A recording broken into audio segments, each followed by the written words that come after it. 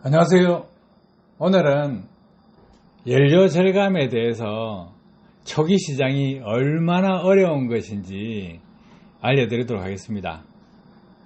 최민수 사장님은 08년 2월 19일 날 신정동 서부터미널 그쪽에서 장착을 했습니다. 그리고 한반짐을 싣기 때문에 배차를 받아서 짐을 싣고 화성 휴게소에서 옥산 휴게소까지 주행 교육을 받으셨습니다. 자, 그런데 이렇게 주행 교육을 받고 2월 22일 날 편도에 20리터 정도 절약된다고 알려주셨습니다.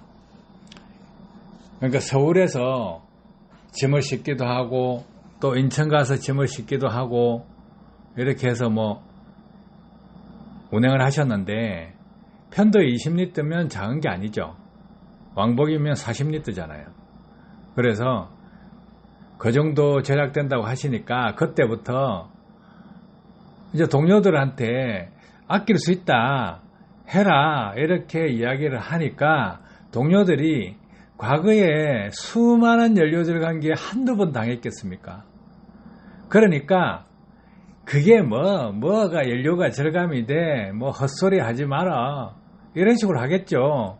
그런데 최민수 사장님은 그게 아니다고 이제 설명을 하다 보니까 언쟁이 되는 거예요. 아는 사람과 모르는 사람, 아는 사람이 아무리 지식을 전달하고 가르쳐 줄래 해도 3명만 모여서 아니다고 우겨버리면 그냥 바보 되는 거잖아요. 근데 최민수 사장님은 동료들을 위해서 끝까지 언쟁을 벌였다는 거예요. 얼마나 힘들었겠어요. 그런데 이제 3월 17일 날 연락 하셔가지고 3.3kg는 놓은다고 이렇게 알려주시더라고요.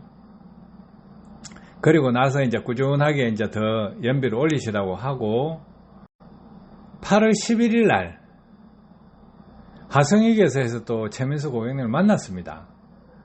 만나니까 또 그 말씀을 하시는 거예요. 이제 이겼다. 초기에는 다른 동료 운전자들이 연료 절감 된다고 하니까 많은 언쟁이 있었는데 이제는 믿는다 하시는 거예요. 왜 믿냐고 하니까 함께 일하는 동료가 같은 노선을 띄고 갔다 와서 주유소에서 기름을 딱 넣으니까 믿더라 이거예요. 근데 그때 다른 운전자들은 270리터 사용하는데 최민수 사장님은 주유를 딱 하니까 203리터 들어간다 이거예요. 그러면 67리터입니다. 왕복에. 그럼 차이 많이 나잖아요. 그러면 진주에서 인천까지 왕복을 뛰면 한 800km, 가덕이진까지 하면 한 800km 될 겁니다. 그런데 203리터 하니까 연비가 엄청나게 타버린 거죠. 그럼 다른 동료 운전자분들은 눈으로 같이 기름 넣고 올라갔다 와서 같이 기름 넣으니까 할 말이 없는 거예요. 그래서 믿는다는 거예요. 그래서 최민수 사장님은 다른 동료들한테 참 딱하다. 불과 몇 달만 하면 제품값이 남고 그 뒤로는 1년이든 10년이든 다 남는 건데 조금만 길게 보면 엄청난 돈을 절약할 수 있는데 하시면서 다른 동료분들도 빨리 했으면 좋겠다 이렇게 하시더라고요. 그런데 이제 그 뒤에 또 사연이 또 있습니다. 2011년도 9월 22일 날 화성 휴게소에서 동료 운전자분을 만났어요. 만났는데 동료 운전자분이 진주에서 제일 잘 탄다고 하시는 거예요. 그러면서 그분도 장비를 장착하지 않고 그냥 기동량으로 들어가지고 자기도 좀 잘 탄다고 했는데 자기보다 한 달에 100만 원 이상 차이 난다고 어떻게 하면 좋겠냐 하시는 거예요. 그럼 어차피 연비를 올려가지고 아끼려고 그러면 사장님이 공부해야 된다. 그 방법밖에 없다고 전해줬습니다. 자, 초기는 이래요. 왜 이런 말씀을 드리냐면 과거도 그렇고 지금도 그렇고요. 이 사기꾼들이 너무 많아. 장착만 하면 절감된다고 하고 성룡차든 화물차든 마구 팔아제끼지 않습니까? 이 사기꾼들은 얼굴 색깔 하나도 안 변해요.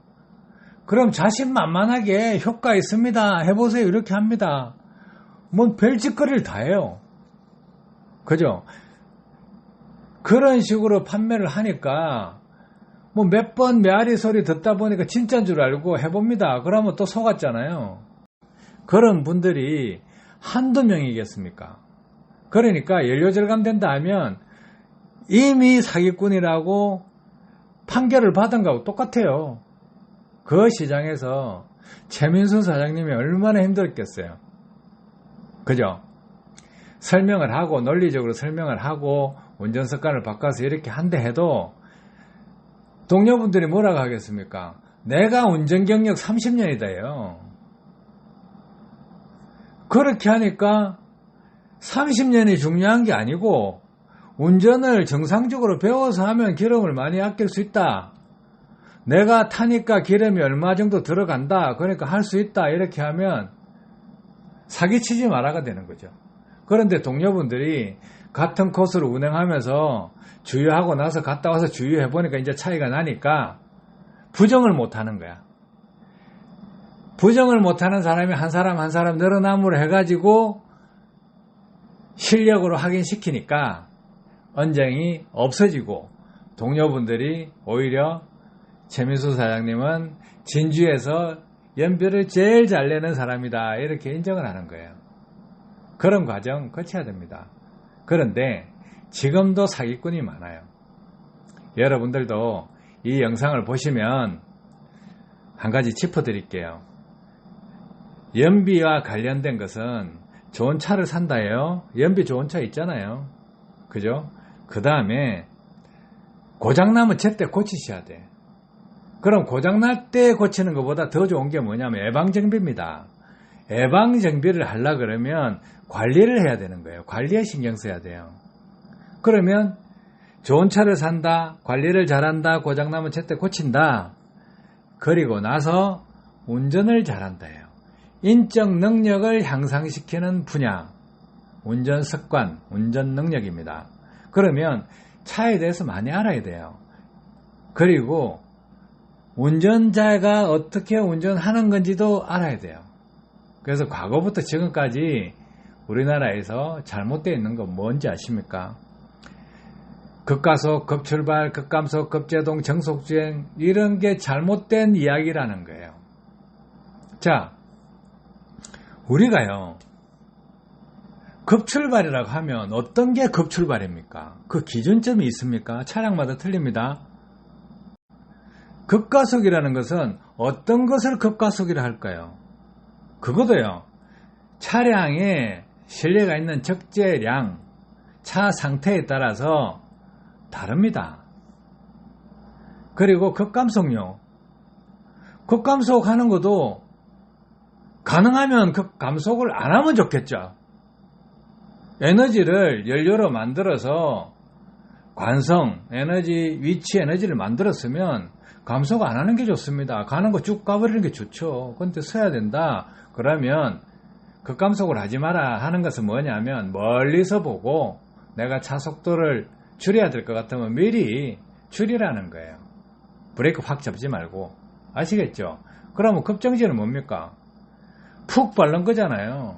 그것도 에너지를 충분하게 만들어 뒀는데, 관성 에너지, 위치 에너지를 만들어 뒀는데 그걸 브레이크로 탁 날려버리면 결국은 손해보는 거잖아요. 그래서 도로를 멀리 보고 운전하라는 겁니다. 아시겠죠? 그리고 정석주행이요. 그 말 그딴 소리 듣지 마세요. 그거요. 책상머리 앉은 사람이 어디 외국 서적 가져와가지고 정석주행하면 기름 아껴진다. 그럼 크루즈하면 기름 아껴지게요? 자, 크루즈 컨트롤하면 시속 8km, 시속 100km 뭐 이렇게 할 수가 있잖아요. 크루즈로. 해보세요. 해보시면 상 줄게. 어떤 상 주냐? 달라는 대로 다 줄 수 있어. 100만원 달라? 정석주행 할 수 있다? 줄 수 있어요. 근데 조건이 있어. 어디서 정석주행? 시내도로 출퇴근 길에 막히는 길에 정석주행 한번 해보세요. 되는가? 죽으라는 소리하고 똑같죠. 안 되는 거 아시죠? 그래서 정속주행이라는 개념 자체가 잘못됐다요. 급가속, 급출발, 급감속, 급제동 이 이론도 잘못됐다요. 아시겠어요? 그래서 그 논리들을 전부 다 지우고 새롭게 배워야 되는 게 연비운전입니다. 속도 아닙니다. 속도라고 착각하시는 분 많은데요. 속도 아닙니다. 왜 아닐까요? 고속도로에서 시속 110km 가야 될 사람은 110km 가야 돼요. 기름값 아끼려고 80km 갈 수가 없는 거잖아요. 급하면 110km 가야 되는 거예요. 그러면 110km를 가면서 어떻게 아낄 거냐를 고민하셔야 돼. 그죠? 80km 가면 80km 가면서 아껴야 돼요. 시내주행에서 평균 속도가 20km다 하면 20km 가면서 아껴야 돼. 평균 속도를. 그게 연비운전 능력이에요. 아셨죠? 그러면 속도가 아니라는 거 증명됐죠? 자, 그래서 기존에 가지고 있던 머릿속에 잘못된 지식부터 싹싹 비워놓으세요. 그래야 도움이 됩니다. 아시겠죠? 도움 되셨길 바랍니다. 감사합니다.